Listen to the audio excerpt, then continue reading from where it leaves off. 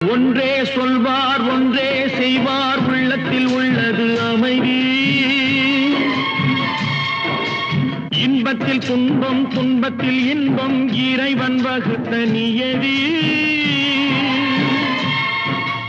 ஒன்றே சொல்வார் ஒன்றே செய்வார் உள்ளத்தில் உள்ளது அமைதி. இன்பத்தில் துன்பம் துன்பத்தில் இன்பம் இறைவன் வகுத்த நியதி. சொல்லுக்கு செய்கை பொன்னாகும் வரும் துன்பத்தில் இன்பம் பட்டாகும்.